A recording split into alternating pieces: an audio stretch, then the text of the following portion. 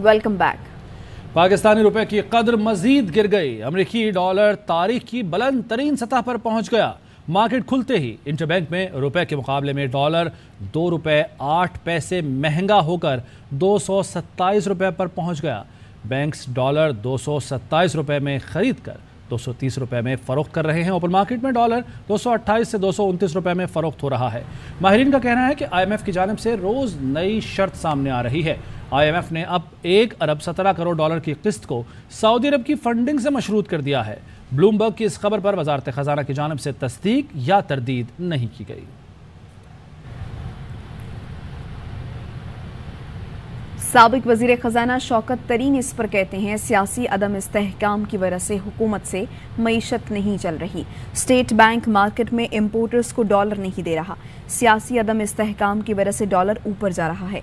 पहले ये कहते थे मौशी बारूदी सुरंगें बिछा दी, ये लोग बयानात के जरिए तो अपना चूरन बेचेंगे। स्टॉक मार्केट मुसलसल गिर रही है। हुकूमत ने बिजली और गैस के टैरिफ में इजाफा किया। पेट्रोल पर 855 अरब रुपए की लेवी लगा दी। अभी पेट्रोल डीजल पर मजीद 50 रुपए इजाफा करेंगे। मुल्क की मईशत गर्दाब में है। रुपए की कदर रोज गिरती जा रही है। ऐसे में स्टेट बैंक का मुस्तकिल गवर्नर नहीं, अब बोर्ड ऑफ डायरेक्टर्स के 3 अरकान भी कल रिटायर्ड हो जाएंगे। स्टेट बैंक में बड़े इंतजामी बहरान का खदशा हो गया। बात करेंगे हमारे नुमाइंदे अंजुम अब्दुल वहाब से। जी अंजुम।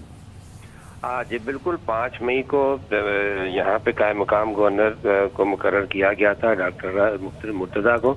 अब 22 जुलाई बरोज़ जुम्मा 3 बोर्ड मेंबर भी रिटायर हो जाएंगे, जिनके नाम है डॉक्टर तारिक हसन, अली जमील और सलीम सेठी। फिर 2 बोर्ड मेंबर रह जाएंगे, कायम मुकाम governor state bank doctor Murtaza और फाइनेंस सेक्रेटरी। तो बोर्ड इजलास के लिए 4 मेंबरान का होना इंतहाई लाजमी है, जबकि बोर्ड स्टेट बैंक के तमाम माली मामला, इंतजामी मामला का अप्रूवल करता है। मॉनेटरी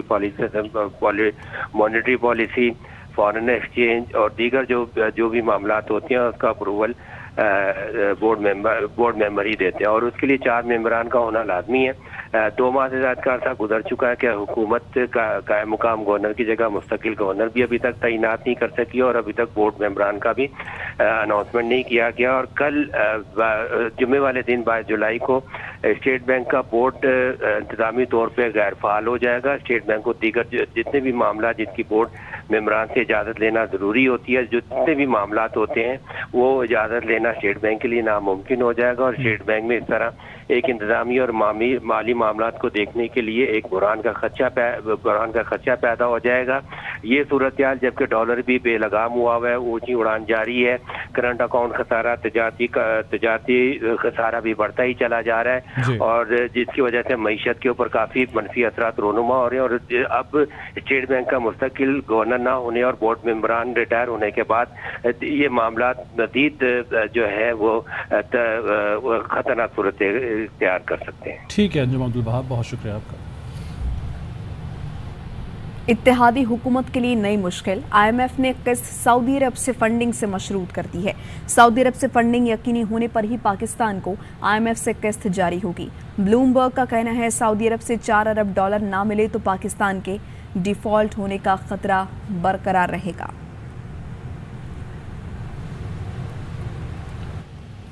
सुप्रीम कोर्ट में राना सनाउल्लाह के खिलाफ तौहीन अदालत केस की समाअत अदालत ने केस गैर मुअय्यना मुद्दत तक के लिए मुलतवी कर दिया। दौरान समाअत तहरीक इंसाफ के वकील फैसल चौधरी ने कहा कि राना सनाउल्लाह ने हमारे बंदे इधर उधर करने का बयान दिया। हमारे MPA मसूद मजीद को 40 करोड़ में खरीद कर तुर्की स्मगल कर दिया।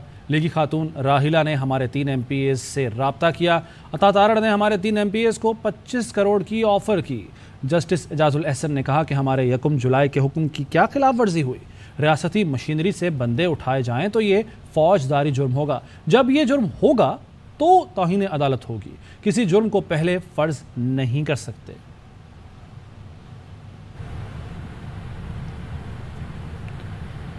इलेक्शन कमीशन ने पंजाब असम्बली के 19 नौमुंतखब अरकान का नोटिफिकेशन जारी कर दिया। हल्का PP 7 रावलपिंडी का केस लाहौर हाई कोर्ट पिंडी बेंच के हुक्म पर इलेक्शन कमीशन में जेर समात है, जहां फैसला महफूज कर लिया गया है। इलेक्शन कमीशन PP 7 का होटा कलर सैदा पर कर्नल रिटायर्ड शबीर अबान की वोटों की दोबारा गिनती से मुतालिक दरख्वास्त पर फैसला 1 बजे सुनाएगा। जाहिद मशवानी हमारे साथ मौजूद हैं। जाहिद, बताइए इस मुतालिक। इलेक्शन कमीशन ने PP7 पर दोनों फरीकैन यानी PTI के उम्मीदवार, उनके वकील और नून लीग के उम्मीदवार, उनके वकील का मौक़िफ़ सुना। उन्होंने अपने अपने दलाइल और आर्गू पेश किए। PTI के वकील की तरफ से ये कहा गया कि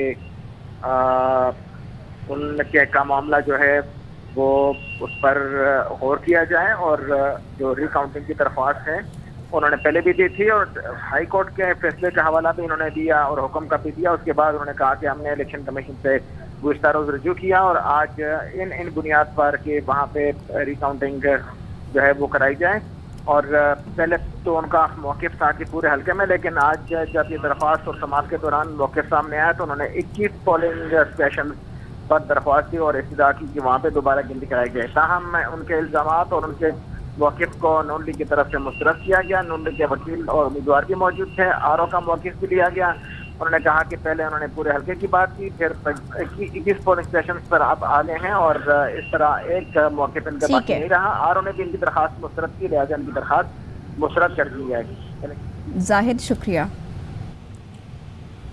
तहरीक इंसाफ ने ज़मीर फरोशी के खिलाफ मुल्क गिर एहतजाज का ऐलान कर दिया। असद उमर कहते हैं हराम के पैसे से पंजाब में MPs खरीदने की कोशिश की जा रही है। ज़मीनों की मंडी लगाने वालों को किसी सूरत अवाम कामयाब नहीं होने देंगे। कोई भी हराम का पैसा लेकर जमीरों की मंडी लगाकर जिस तरह इस वक्त पंजाब में MPs को खरीदने की कोशिश की जा रही है और पाकिस्तान की जमहूरियत को खरीदने की कोशिश की जा रही है, पाकिस्तान के अवाम के मुस्तकबिल को खरीदने की कोशिश की जा रही है, किसी सूरत पाकिस्तान के अवाम इनको कामयाब नहीं होने देंगे। कराची और हैदराबाद डिवीजन के मुकामी हुकूमत के इलेक्शन जो हैं उनको इलेक्शन से सिर्फ 3 दिन पहले मुलतवी कर दिया गया है। वजह यह बताई गई है कि बारिश होगी। क्या इतना मज़ा का खेज कोई फैसला हो सकता है? लेकिन ये एक और मिसाल है कि किस तरीके से इलेक्शन कमीशन जो है वो मुकम्मल तौर पर जानेबदार हो चुका है। जुलाई में इलेक्शन कराएं या अगस्त में कराएं या सितंबर में कराएं, जब भी इलेक्शन होगा इंशाअल्लाह ताला वैसे ही बल्ला चलेगा जैसे 17 जुलाई को चला था। और ये PDM की जमातें जो भागे भागे वहां पर गए थे कि हमें बचाओ, क्योंकि इन्होंने देख लिया था कि किस तरीके से 17 जुलाई को पंजाब के अंदर बल्ला चला है, लेकिन ये इससे बच नहीं सकते क्योंकि कौम फैसला कर बैठी है। वज़ीर आला पंजाब के इंतखाब से कबल हॉर्स ट्रेडिंग का इंकशाफ। हमजा शहबाज का इक़्तिदार बचाने के लिए मंडी लग गई। हुकूमत की जानिब से तहरीक इंसाफ के अरकान को खरीदने की सरतोड़ कोशिशें। PTI अरकान का कहना है 25-25 करोड़ की ऑफर्स की जा रही हैं। फवाद चौधरी का मसूद मजीद पर पैसे लेकर तुर्की जाने का इल्ज़ाम। ARY न्यूज़ की तहकीकात। चौधरी मसूद मजीद के तुर्की जाने के सबूत सामने आ गए। चौधरी मसूद मजीद सुबह 3:27 पर लाहौर से इस्तंबुल के लिए रवाना हुए। एयरपोर्ट ज़राए के मुताबिक मसूद मजीद टर्किश एयरलाइन की परवाज़ TK 715 से रवाना हुए। PTI के रहनुमा फवाद चौधरी की जानिब से ट्वीट किया गया जिसमें वो लिखते हैं इमरान खान आज लाहौर पहुंचेंगे और तहरीक इंसाफ और काफ लीग की पार्लिमानी पार्टी से खिताब करेंगे। चौधरी परवेज़ इलाही इमरान खान से मुलाकात करेंगे। उन्होंने कहा कल के भरपूर रद्द अमल के बाद अब मामलात मुकम्मल काबू में हैं। उम्मीद है कामिल अक्सरियत हासिल कर लेंगे। कुछ मज़ीद खबरें एक ब्रेक के बाद। Welcome back. बात करेंगे पाकिस्तान तहरीक इंसाफ के चेयरमैन इमरान खान की, जो कि आज लाहौर जाएंगे। तहरीक इंसाफ और काफ लीग पंजाब की पार्लिमानी पार्टी के इजलास से खिताब करेंगे। इसी बारे में मज़ीद जानेंगे हमारे नुमाइंदे मज़हर इकबाल से। जी मज़हर इकबाल। जी, पाकिस्तान तहरीक इंसाफ के सरबराह इमरान खान आज लाहौर आएंगे। वो मुस्लिम लीग काफ और PTI पंजाब की पार्लिमानी पार्टी के इजलास से खिताब करेंगे। मैं इस वक्त उस होटल के बाहर मौजूद हूँ जहाँ पर PTI और मुस्लिम लीग काफ के अरकान पंजाब असम्बली को ठहराया गया। PTI और काफ का दावा है कि उनके पास 187 अरकान हैं जो कि कल के इलेक्शन जीतने के लिए काफ़ी हैं, क्योंकि इमरान खान आज जो वज़ीर आला के लिए उम्मीदवार हैं चौधरी परवेज़ इलाही उनसे अलहदा भी मुलाकात करेंगे। फिर उसके बाद अरकान असम्बली से जो हाल ही में मुंतखब हुए हैं 15 उनसे भी मुलाकात करेंगे और खसूस नशिस्तों पर 5 अरकान का नोटिफिकेशन जारी हुआ था उनसे भी मुलाकात करेंगे। जो है वो आज यहाँ पर पार्लिमानी पार्टी के इजलास को कल के इंतखाब के हवाले से कुछ मशवरे भी देंगे। तो गुज़श्ता रोज़ 2 अरकान जिनमें अब्दुल हई दस्ती और अलमदार हुसैन, जिनके बारे में मुतज़ाद इतलात थी कि वो शायद इनको छोड़ गए हैं, तो वो रात इस होटल में पहुंच गए हैं। PTI का एक रुकन लियाकतपुर से मियां मसूद अहमद वो गुज़श्ता रोज़ यहाँ से तुर्की चले गए हैं। तो इस तरह PTI का एक रुकन कम हो गया है, लेकिन इसके बावजूद PTI और काफ लीग का ये दावा है कि उनके पास 187 अरकान की जो है वो हमायत हासिल है। उधर सिंध में 24 जुलाई को होने वाले बल्दियाती इंतखाबात के दूसरे मरहले को मुलतवी करने का ऐलान कर दिया गया। तर्जुमान इलेक्शन कमीशन के मुताबिक सिंध में बल्दियाती इंतखाबात मुमकिना बारिशों के बाइस मुलतवी किए गए। सिंध में बल्दियाती इंतखाबात के दूसरे मरहले में पोलिंग अब 28 अगस्त को होगी। मुहर्रम और मौसम की सूरत हाल के बाइस NA 245 का ज़िमनी इलेक्शन में मुलतवी कर दिया गया है, जिस पर अब 21 अगस्त को पोलिंग होगी। तर्जुमान इलेक्शन कमीशन के मुताबिक इंतखाबात मुलतवी का फैसला सूबाई इलेक्शन कमिश्नर सिंध की रिपोर्ट पर किया गया। आवाम की दरख्वास्तों और महकमा मौसमियात की रिपोर्ट पर बल्दियाती इलेक्शन का दूसरा मरहला मुलतवी करने का फैसला किया गया। ज़राए के मुताबिक सिंध हुकूमत ने बल्दियाती इंतखाबात मुलतवी कराने की दरख्वास्त की थी।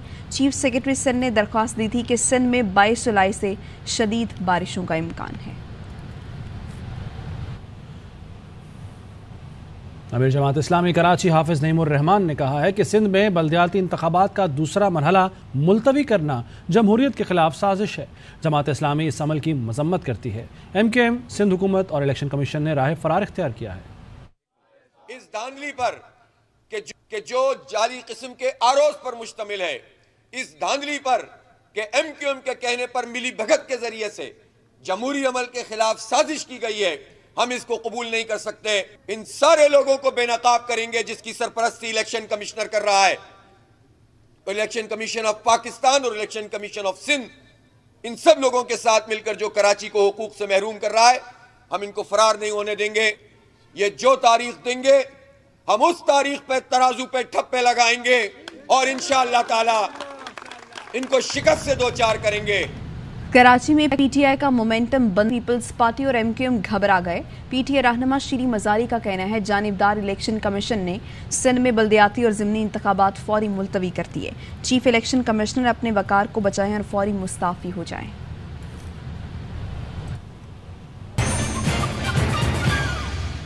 Welcome back. सिंध के बल्दियाती और कराची में ज़िमनी इंतखाब मुलतवी होने पर PTI रहनुमा मुराद सईद का रद्द अमल। कहते हैं ये तमाम चोर इलेक्शन से भाग रहे हैं, मगर इन्हें आवाम का सामना करना पड़ेगा। लोगों का फैसला है, अमरीकी गुलामी नामंजूर, इम्पोर्टेड हुकूमत नामंजूर और अमरीकी गुलाम नामंजूर।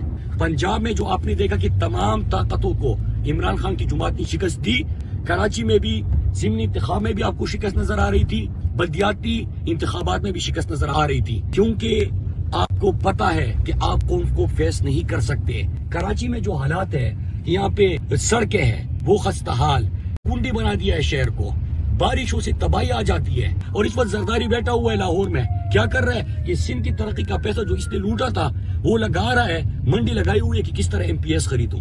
आपका क्या ये काम है? और क्या इलेक्शन कमीशन का ये काम है कि एक पॉलिटिकल पार्टी को कि बारिश हुई है या मानसून की वजह से इलेक्शन नहीं हो सकता? ये कब हुआ? समेत पंजाब के कई शहरों में रात से शुरू होने वाली बारिश ने जल थल एक कर दिया। कई इलाके ज़ेरे आब आ गए, गली कूचे तालाब बन गए। लाहौर के बेशतर इलाकों की बिजली मुअत्तल। लाहौर का इलाका ताजपुरा बारिश से सबसे ज्यादा मुतासिर हुआ। अब तक 224 मिलीमीटर बारिश रिकॉर्ड की गई है। पूरा इलाका डूबा हुआ है। निकासी आब के लिए अमला अब तक कहीं नहीं पहुंचा और शहरियों को शदीद मुश्किलात का सामना है। मज़ीद जान लेते हैं उल्फत मुगल से। जी उल्फत।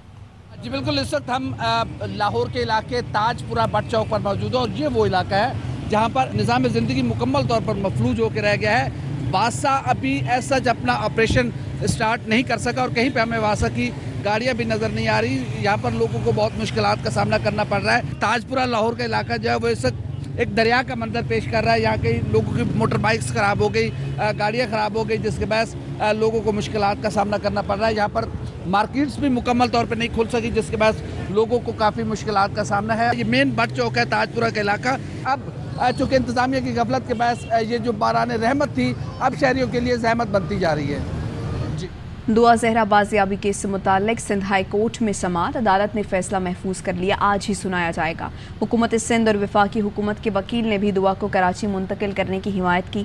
सरकारी वकील का कहना था चूंकि मुकदमा कराची में ज़ेर समाअत है इसलिए रियासती तहवील में लड़की को कराची मुंतकिल किया जाए। जस्टिस मोहम्मद इकबाल कलहोड़ो ने रिमार्क्स दिए, जुर्म कराची में हुआ, मुकदमा कराची में है तो समाअत भी कराची में होगी। लड़की को कराची लाना होगा, कराची में भी लड़की को कोई खतरा नहीं होगा।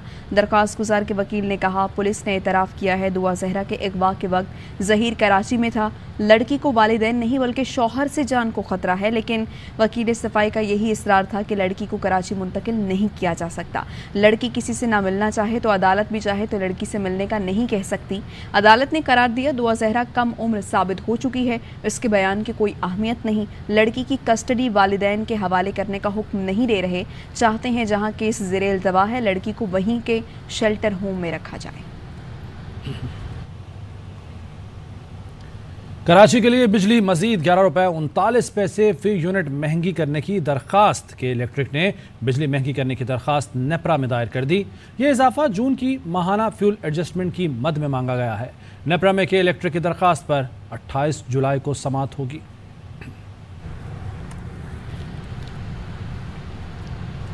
न्यूज़ स्टूडियो से फिलहाल वक्त इतना है। हाजिर होंगे न्यूज़ हेडलाइंस के साथ।